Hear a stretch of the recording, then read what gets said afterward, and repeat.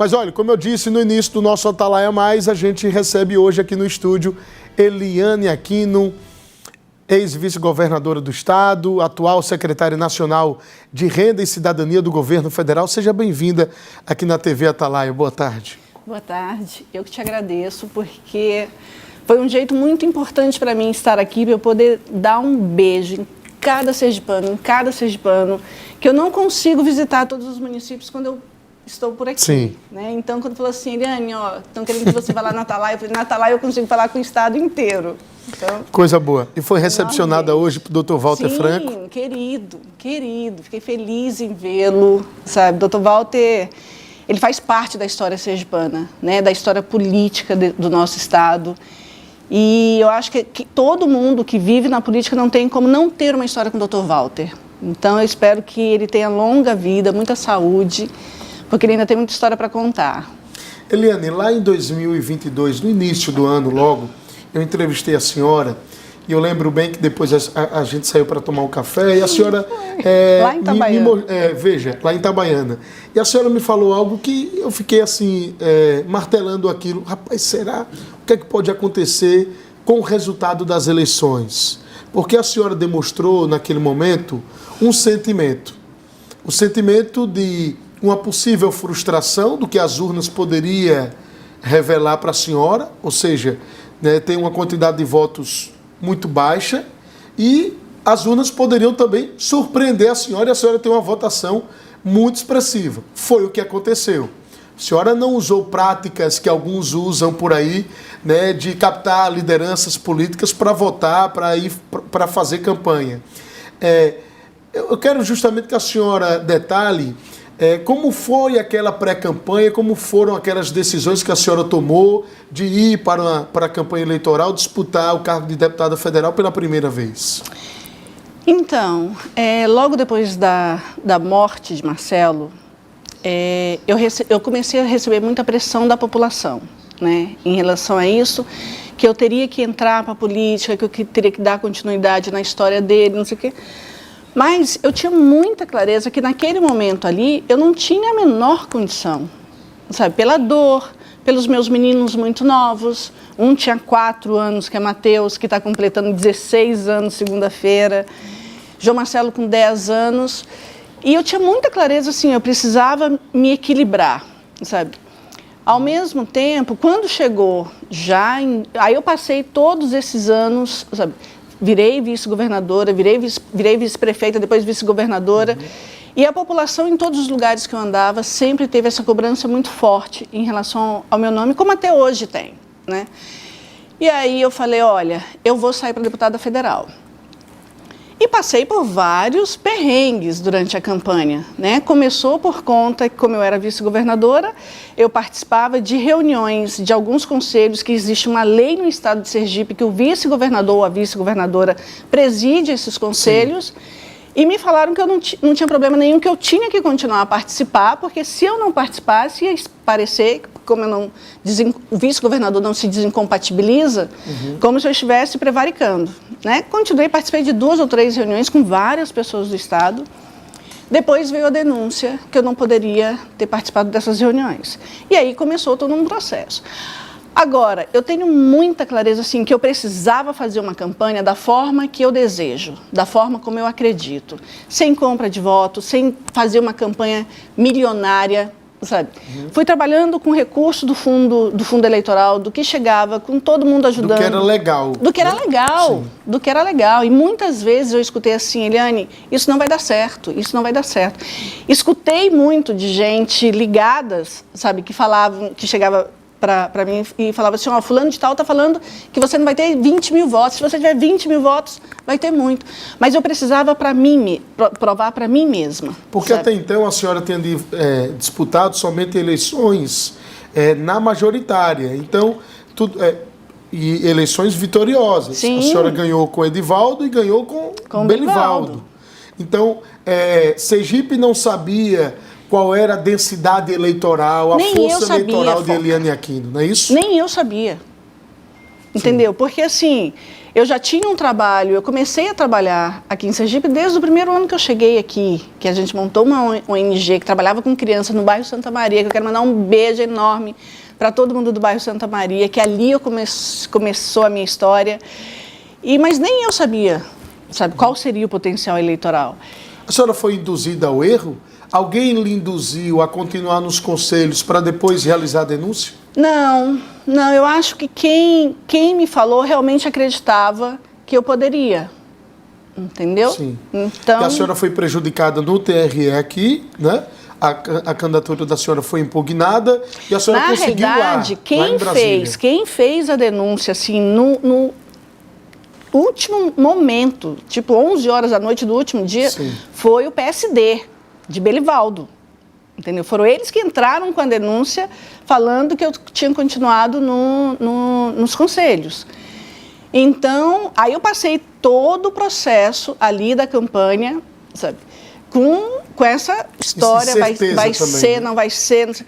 Eu pensei realmente em desistir, sabe? E eu cheguei a falar assim, olha, se eu perder em Sergipe, eu não vou continuar. Sabe? Se eu perder no TRE de Sergipe, eu não vou continuar. Perdi no TRE de Sergipe, mas eu tinha tanta consciência, sabe, que eu não tinha feito absolutamente nada de errado, nada, sabe? Eu não tinha roubado, eu não tinha usado dinheiro público, eu não tinha feito nada de errado, muito pelo contrário. Em todos os meus segundos de cada reunião daquela, eu pensava o tempo inteiro em trabalhar para a população de Sergipe. Aí, depois eu falei, quer saber de uma coisa, eu não vou desistir. Já estou até aqui, sabe, vou continuar e seja o que Deus quiser. Deus nunca me desamparou, sabe, tenho uma fé gigantesca e falei, vou ver o que vai dar. E o resultado foi muito positivo. E o resultado, né, foi lindo, Foca. O resultado foi lindo. Quando eu falo assim, e aí eu falo para todo mundo hoje, quando as pessoas acham assim, campanha eleitoral só faz com compra de voto, campanha eleitoral só faz... Eu falo, não é verdade. Campanha eleitoral se faz com trabalho, com história. Porque se você tiver história e tiver trabalho e respeito pela população, você consegue fazer uma campanha sem ser uma campanha bilionária. Da onde que vem tanto dinheiro dessas campanhas? Sabe? Então, eu fiz uma campanha, tive um resultado de 66 mil votos e eu falo, sim, foi maravilhoso. Se a senhora não tivesse sofrido esse processo desse pedido de impugnação da candidatura, sem dúvidas nenhuma a senhora tinha ganhado as eleições. Se eu não tivesse tido impugnação, se eu não tivesse tido gente do próprio PT, sabe, que ficava espalhando áudio o tempo inteiro, chegando nas casas das pessoas, pedindo para não votar em mim, porque os meus votos não seriam válidos, que era para votar num candidato do pai deles, entendeu? Sim, se eu não tivesse tido isso, sabe, talvez tivesse dado. Mas eu falo o seguinte, Foca, nada na vida é por acaso. Nada na vida é por acaso. Quando as pessoas falam assim para mim, Eliane, que pena que você perdeu. Eu olho para trás e falo assim, eu não perdi não. Eu tive essa experiência, sabe? Eu provei para mim mesma que é possível fazer uma campanha limpa e digna, sabe? E porque Deus estava guardando um outro cenário.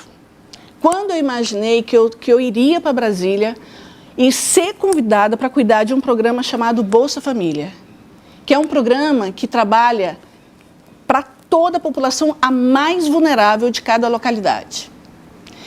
Então, eu falo o seguinte, assim, eu perdi porque tinha um propósito muito maior na minha vida. Sabe? E esse propósito hoje, além de cuidar de Sergipe, eu estou cuidando de mais 5.700 municípios. Porque não tem nenhum município que não tenha um programa Bolsa Família. Então, por exemplo, quando eu escuto aqui, assim, nas minhas redes, quando falam assim, Eliane, por que você está sumida, está aparecendo agora, não sei o que, eu falo, rapaz, eu gostaria muito de estar todo final de semana em Aracaju, em Sergipe, rodando o estado, sabe? Mas eu estou trabalhando pelo Brasil inteiro, inclusive para Sergipe. Sim. Para quem não sabe, veja, a gente falou no início, a senhora é secretária-geral, né, do Bolsa Família. Na verdade, a senhora é a 01 de Wellington Dias. De Wellington Dias, no programa Bolsa Família, que é o ministro justamente da Cidadania. Então, é a senhora que gerencia o Bolsa Família em todo o país. É uma responsabilidade gigantesca. Gigantesca. E assim, eu não sei se você viu, saiu uma nota do TCU na semana no início dessa semana, que hoje é sexta-feira, falando exatamente que o Bolsa Família conseguiu cumprir todas as metas do ano de 2024 e superou as metas no enquadramento do que aconteceu com o programa no Bolsa Família e que a gente está recuperando o programa. Então, assim, foi uma avaliação super positiva do TCU, sabe, em relação ao programa Bolsa Família, não para a Eliane, sabe, mas por conta do comando do presidente Lula, por conta do ministro Wellington e por conta de uma equipe extremamente qualificada, sabe, que trabalha comigo lá em Brasília. Muito bem, voltamos aqui com o nosso Atalaia Mais, recebendo hoje Eliane Aquino, ex-vice-governadora e atual secretária nacional de Renda e Cidadania do Governo Federal. Eliane, a gente estava falando sobre o Bolsa Família. É um programa muito importante para o Brasil, para a sociedade, para as pessoas, as famílias mais vulneráveis, mas é muito importante politicamente também para o presidente Lula. Foi o programa que, na verdade, alavancou o primeiro Lula 1, Lula 2. É um case de sucesso do presidente Lula, né? A senhora sempre troca figurinhas com ele. Como é essa sua relação com o presidente? Ele chama a senhora de comadre, a senhora chama ele de compadre? Não, na realidade, ele não é meu compadre. Ah, verdade. Ele é compadre de Marcelo. Sim, com verdade, Abel, verdade, que é a primeira verdade. esposa de Marcelo. Me perdoe. Mas é um querido, é um amigo. Mas como é essa relação? Ele participa, ele conversa com a senhora a respeito do Bolsa Família? Assim, o programa Bolsa Família, ele é um programa que está muito ainda no coração do presidente. Mas, assim, qual é a demanda do presidente? É fazer com que as outras políticas cheguem na vida dessas famílias beneficiárias para que elas não precisem mais do Bolsa Família. Então, essa é a briga que ele tem um tempo inteiro, assim, para educação chegar, para saúde chegar, para qualificação profissional chegar, para os ministros pensarem programas para chegar até nessa população, que é uma população muitas vezes de baixa escolaridade, que moram em periferias, o grande número de mulheres, mães solos, sabe? E é isso, e ele fala uma coisa... Isso tem acontecido? Tem, assim, por exemplo, quando a gente olha de 2024 para cá, porque o Bolsa Família, ele se movimenta muito de acordo com a economia nacional. Se a economia vai ruim, o Bolsa Família cresce muito. Se a economia melhora, a tendência é a população, os beneficiários do Bolsa, começarem a entrar na empregabilidade e diminuir o programa, entendeu? E o que tem acontecido do segundo semestre de 2023 para cá é exatamente isso. Quando a gente olha o cenário do CAGED, sabe, do final de 2023, 24 inteiro e 25 até agora, é em torno de 75% dos empregos formais que estão sendo contratados no Brasil é o público Bolsa Família. Entendeu? Então, é uma prova clara que as pessoas estão saindo do Bolsa Família e sendo empregadas. Entrando no mercado de trabalho. Certo. Sabe? A gente ainda tem uma informação errada que circula na cabeça da população, que se arrumar um emprego, perde o Bolsa Família.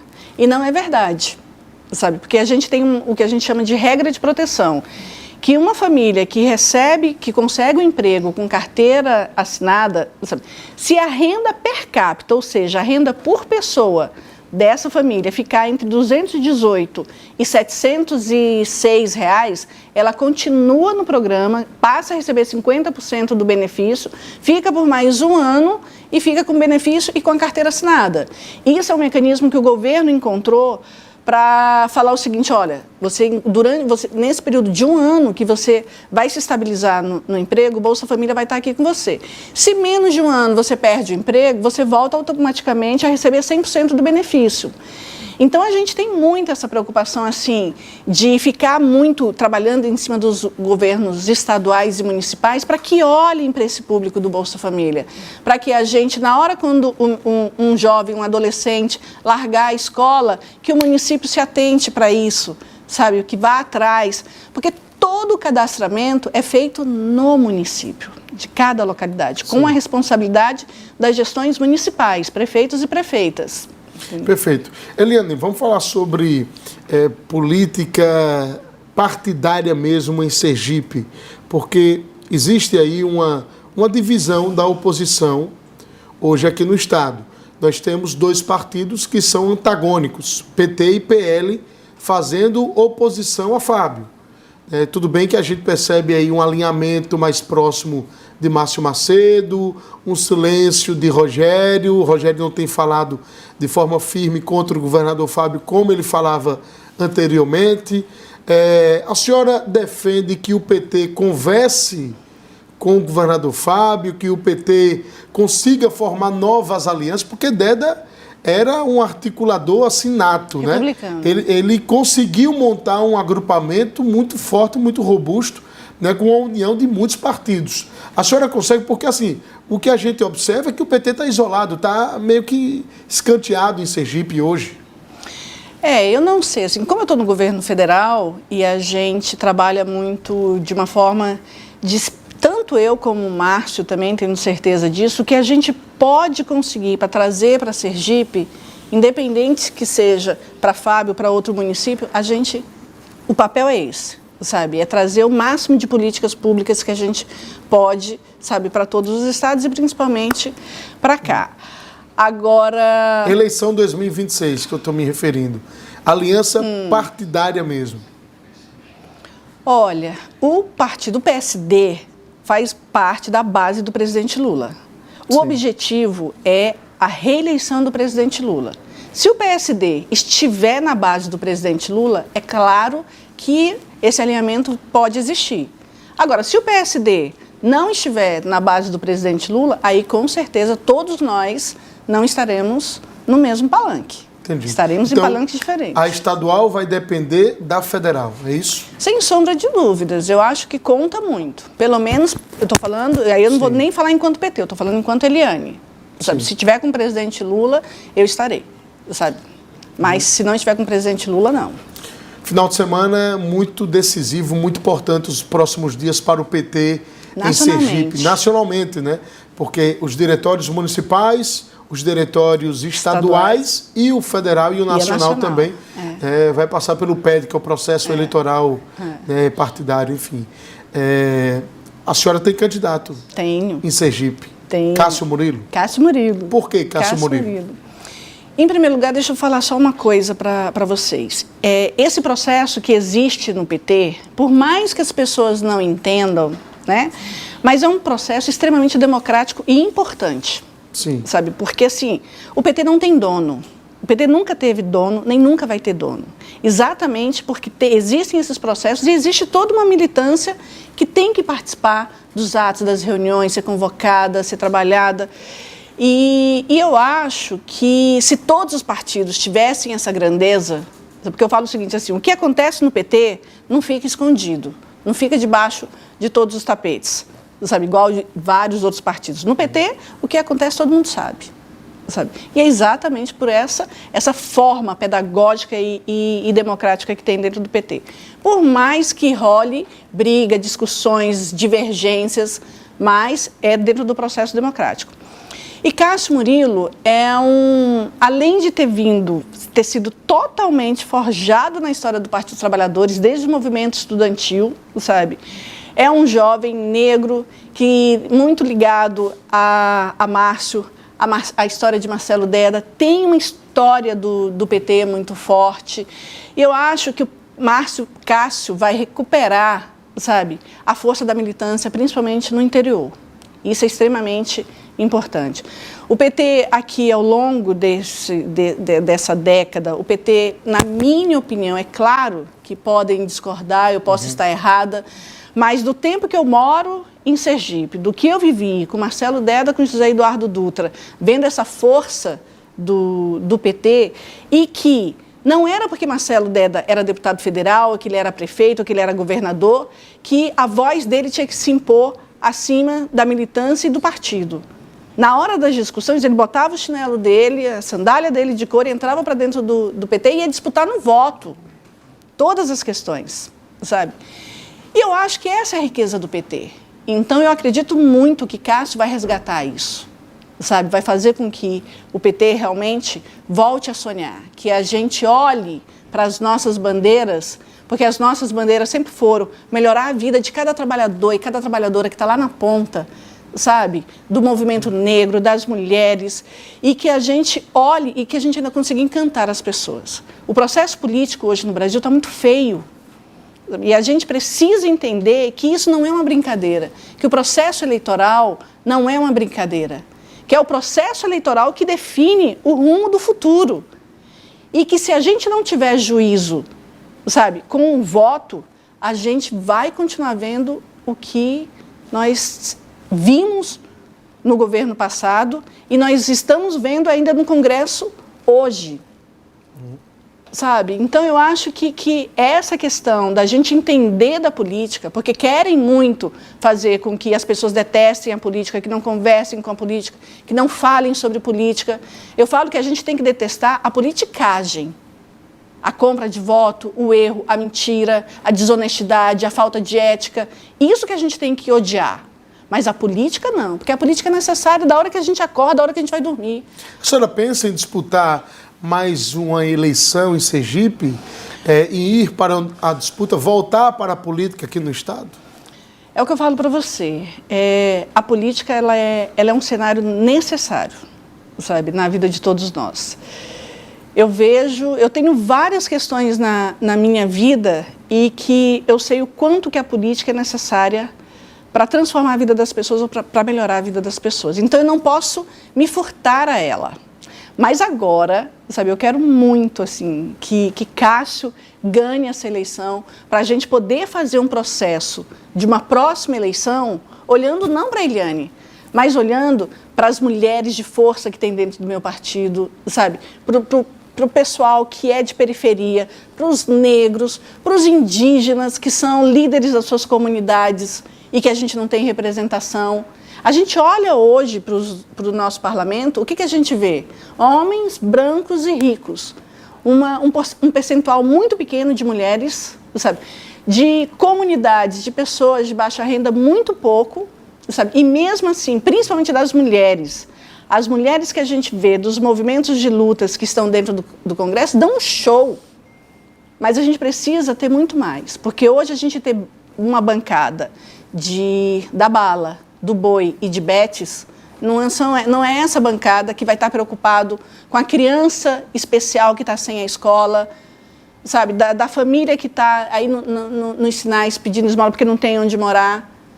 Então, a gente precisa fazer com que essa pirâmide chamada Brasil, que a base seja da maioria da população. E a maioria da população ainda é uma população que ainda precisa muito da política pública. Sabe? Não é o 1% do mais rico que o Brasil tem que funcionar para ele. Muito pelo contrário.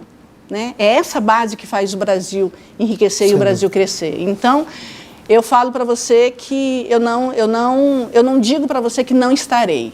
Sim. Pelo que eu entendi da resposta da senhora agora, me permita trazer a minha interpretação. Não sei se ela está equivocada ou se ela está correta. A senhora só vai voltar a discutir política partidária em Sergipe se, por exemplo, Cássio Murilo se tornar presidente estadual. O seu retorno para Sergipe vai depender muito desse PED agora do PT, é isso? Não, o retorno para Sergipe não. Não, o retorno para a vida pública partidária, para a vida pública, digamos assim. Não, eu não sei. Assim, eu falo para você que eu acho que eu quero muito, sabe, que Cássio ganhe, mas assim, ao mesmo tempo eu tenho total noção da democracia. Se os militantes do Partido dos Trabalhadores, sabe, se não for essa a vontade deles, eu vou respeitar completamente. Mas se for, sabe, eu terei muito mais diálogo para a gente pensar junto. O que vai ser melhor para o Estado de Sergipe, para o nosso partido. Mais motivação? Gente poder ter... E confiança. Confiança. E confiança. Mais motivação. Sabe? Motivação, confiança. A gente vai conseguir olhar para cada localidade, pensar nos melhores nomes. Sabe? Eu acho que com certeza. E confiança é a base de tudo. Cássio disputa uma eleição que dá a ele possibilidade de vitória? Olha, é claro que eu cheguei aqui, eu tirei férias da semana passada para cá. E comecei a ver, acho que ele está fazendo um papel muito, muito forte, sabe, assim, muitas pessoas estão falando para mim assim, Liane, olha, Cássio está me surpreendendo. Porque ele disputa a eleição de presidência estadual do PT contra um senador da República. Pois é. Isso tem um peso. Contra a força também de um deputado federal. Então, são 2 mandatos em Brasília. São 3 mandatos. 3 mandatos, porque tem 2 lá e um aqui. É verdade, tem um Camilo Daniel, que é vereador em Aracaju. Então, é uma eleição pesada. Se Cássio vencer, vai vencer uma disputa contra gigantes, né? Sem sombra de dúvida. É uma luta entre Davi e Golias, não? Eu acho. Vamos Você fez aguardar. uma bela interpretação agora. Quando é que vai ser a eleição mesmo? Dia 6. Dia 6. É, domingo. Domingo. 6 de junho. E a municipal também? Também. Os Quem 3 cenários. Quem é a candidata? É a nacional? Cissa. Cissa. É. Certo. Cissa Carvalho. E a nacional? É Dinho Silva. Que é um candidato... Que é um candidato quase unânime. Unânime, É. Só tem o Walter Pomar lá que está... Não, tem o Walter Pomar, tem Romênio Pereira, tem... eu acho que são os 3. Ah, não. E tem Rui Falcão. Sim. Também. São que 4 já foi presidente, candidatos inclusive, que já foi né? presidente. Eliane, 2024 produziu a primeira prefeita eleita de Aracaju. Como é que a senhora observa a gestão de Emília Correia? Então, eu não tenho conseguido acompanhar muito, sabe? Mas eu tenho escutado opiniões boas e ruins, assim, das pessoas que eu converso, entendeu? Eu espero que a gestão tenha muita consciência do que é Aracaju, né? Aracaju é uma cidade muito linda, a gente tem um estado extremamente privilegiado, geograficamente, com um potencial gigantesco e com um histórico político muito forte em Aracaju, sabe? Me preocupa muito essa questão de ser ligado ao PL, de ser ligado literalmente ao governo Bolsonaro. Sabe, eu estou dentro do governo, dentro do programa mesmo que eu estou, eu vi o que aconteceu, sabe? Eu vi como é difícil a reconstrução, entendeu? Porque uma coisa eu falo, a gente pensa que é muito fácil, né, reconstruir, mas na hora quando você destrói uma política pública, não é só voltar e botar tudo de volta, você tem que limpar tudo, sabe? Sim. Você tem que começar a pensar nela. Então, eu acho que eu desejo que Emília tenha muito essa consciência.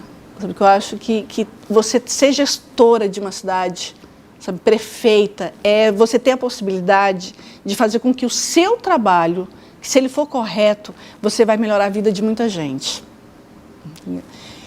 E eu acho que ela tem essa consciência. Vamos torcer para que ela tenha, né? Vamos torcer. A relação entre Deda e Lula era uma relação de quase irmãos, pai e filho, né? eu Quase acho. pai e filho, né? Porque Lula na época, era mais velho quantos anos que Lula, Deda? Marcelo estaria com 65, 23 anos. A gente estava agora na sala da presidência com o doutor Walter e eu mostrei para a senhora um vídeo, né? Eu acho que era em 87, 88, na luta das diretas. Leonel Brizola, Luiz Inácio Lula da Silva, Dr. Walter Franco, jovem, não tinha um cabelo branco, e Marcelo Deda Chagas. 11 anos sem Deda, né, Eliane? 11 anos sem Deda. E Você parece percebe, que foi ontem. A senhora chegou em Aracaju quando? Cheguei sábado passado. E uma semana quase em Aracaju, em Sergipe, quando a senhora encontra as pessoas, o primeiro assunto, a primeira pauta é Deda, né? Sim, hoje mesmo. O coração fica mais apertado quando a senhora vem para cá? Muito mais. Porque, assim, em Brasília, eu convivo com as pessoas falando dele, mas é 1/3, sei lá, do que aqui. Porque aqui, assim, eu encontro com as pessoas me olham e enxergam ele, sabe? E, ao mesmo tempo, é muito lindo ver o amor que as pessoas, mesmo depois de 11 anos, o amor que as pessoas têm por ele, sabe? E ele tinha uma questão, principalmente no período dele de UTI, que ele ficava muito calado, muito triste. E várias vezes, quando eu conversava com ele, ele falava que ele tinha medo de ser esquecido, sabe? E eu falava assim para ele... Muito modesto ele, né, rapaz? Deda era muito modesto. Muito. Deda ser esquecido? Não, impossível. eu acho que nem ele tinha a real noção da força e do amor que a população sergipana tem por ele. Eu acho que nem ele tinha. Eu também não tinha. E eu falava assim para ele, assim, meu amor, nem se preocupe com isso, porque enquanto eu estiver viva, sabe, você não vai ser esquecido. E eu achava que essa responsabilidade teria que ter sido minha, sabe? E depois eu vi assim, logo, sei lá, 2 anos depois eu falava assim, a responsabilidade não é minha, porque é tão forte a imagem dele na cabeça dos sergipanos que, independente de mim, dos 5 filhos dele, ele nunca vai ser esquecido. Na maioria dos políticos de Sergipe, do Brasil, eles criam posses, né? Eles conseguem juntar posses ao longo dos anos, principalmente no lidar com a coisa pública. Sim. Todo mundo sabe o que acontece no submundo da política. E Marcelo Deda vivia uma vida simples. E ele morreu, deixou justamente esse legado de uma vida simples, e a gente consegue perceber que a senhora tem essa vida simples que ele sempre carregou, né? Era uma característica dele, né? Eu acho que ele tinha a ética, sabe, muito, muito impregnado na vida dele. Na hora quando você promete como ele prometia para os filhos dele, queria morrer, isso sem nem ele sonhar em ter a doença. Se você pegar os discursos dele, da posse dele de prefeito, sabe, e de governador, ele promete para os filhos dele que ele sairia da política com a morte, mas deixando o nome dele limpo.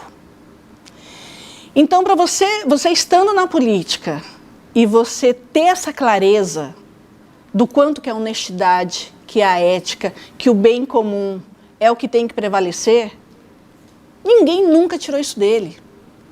Então foi um cara que, mesmo sendo tudo o que foi, ele morreu com um Kissara Picasso 2004 e o nosso apartamento que a gente comprou financiado, que a gente tinha quitado há pouco tempo antes da morte dele. E o que ficou na conta dele foi um plano de previdência que ele tinha feito em nome dos 4 filhos, porque nem Mateus ele ainda não deu tempo de fazer, que eu acho que tinha 30 mil cada um, e o último salário dele como governador. Meu Deus. Foi isso que ele deixou. Tem gente que tem 2 anos de mandato, já tem bens e fortuna. Mas ele deixou, viu? mas ao mesmo tempo, a história dele é tão forte, é tão linda, sabe? Tão linda que eu falo muito pros meus filhos, principalmente para João Marcelo. Sim, João Marcelo, quando Marcelo morreu, João Marcelo tinha 10 anos de idade. Então eu fico sempre tentando contar a história, trazendo coisas de momento que ele não vivenciou. Mas para ele saber exatamente assim, o que seu pai deixou, o de mais forte para a sua vida, foi a ética, a honestidade, o caráter, a palavra dele, que ele, quando ele desse uma palavra, podia chover canivete. Eliane, obrigado pela sua vinda, força na caminhada, um prazer, uma honra receber a senhora aqui. Prazer é meu, um grande beijo para toda a população. Sou muito grata, muito agradecida, muito apaixonada por Sergipe. E em breve eu estarei de volta. Forte abraço, até amanhã aqui na nossa TV Atalaia.